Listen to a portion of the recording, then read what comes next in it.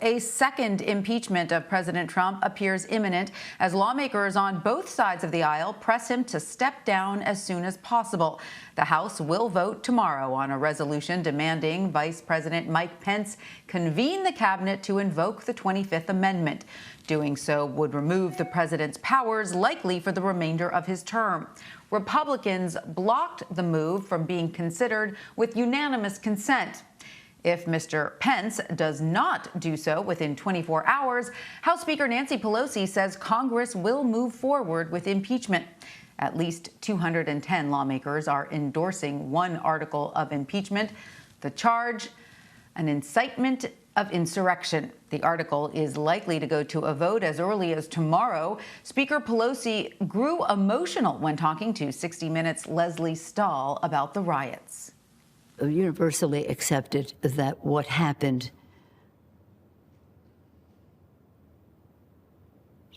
was a terrible, terrible violation of the Capitol, of the first branch of government, the legislative branch, by the President of the United States. At least 6 people are dead following last week's act of domestic terrorism, among them a Capitol Police officer, 42-year-old Brian Sicknick. He was attacked by the rioters. Authorities have charged at least 19 people with federal crimes related to the assault on the Capitol. We have not heard from President Trump since social media companies suspended his accounts late last week. The White House says he will speak today, but not about the violence he helped spark. Instead, sources tell CBS News he will focus instead on big tech and what he believes his administration has accomplished. CBS News chief congressional correspondent Nancy Cordes joins me now from Capitol Hill. Hi, Nancy.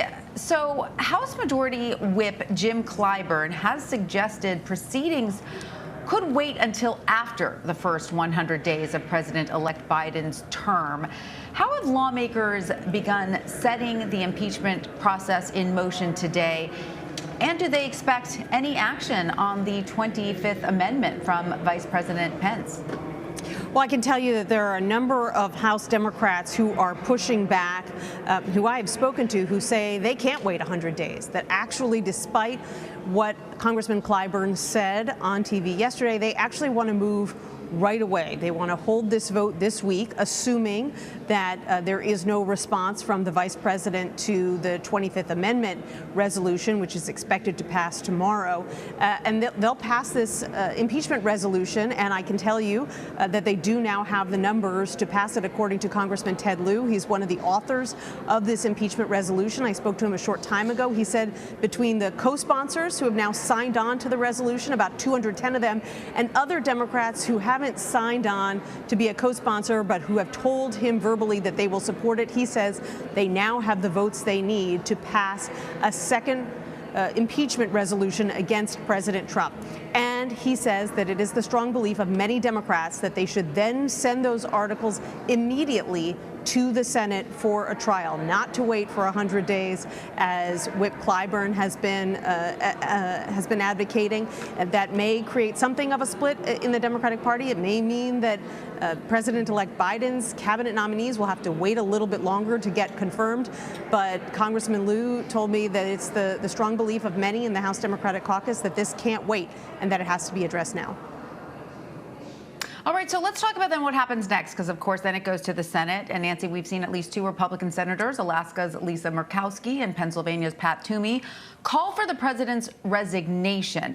So do Democrats believe Republicans will join with them on this vote, even if it doesn't ultimately lead to Mr. Trump's removal in the next 9 days? Because resignation is one thing. They fell short of saying they would support impeachment.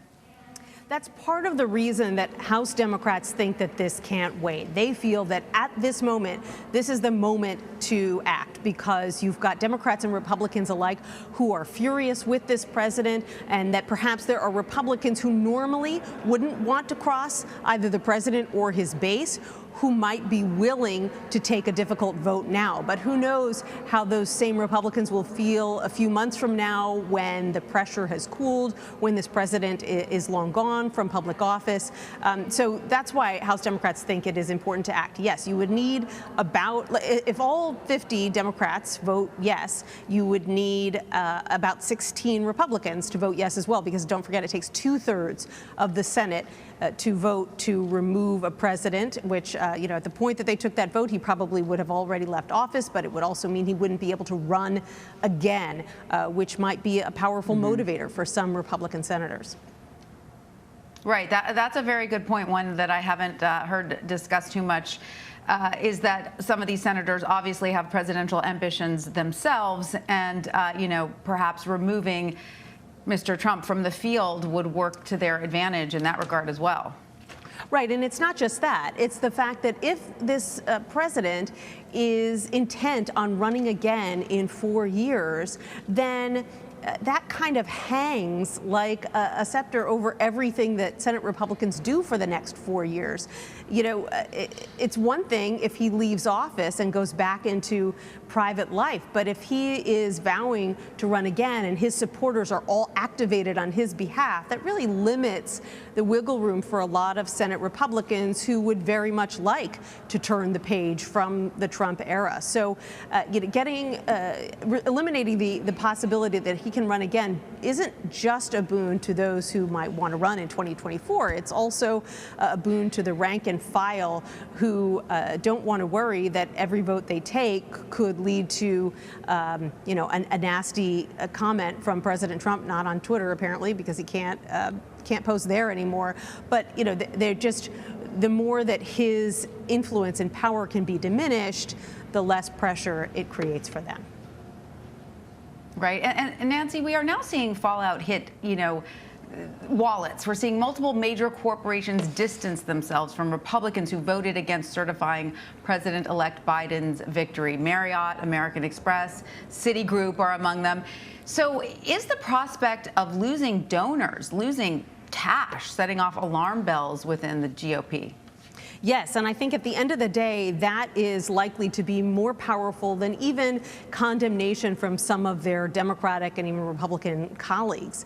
You need money to get reelected, and it sends a powerful signal to other donors when companies aren't willing to bankroll you. And what we're seeing right now, Tanya, is that the list is growing every day, and that is going to create a really interesting challenge for House Republicans this week. Starting tomorrow, first when they have to vote on this resolution demanding that Vice President Pence invoke the 25th Amendment, and then the next day on an impeachment resolution.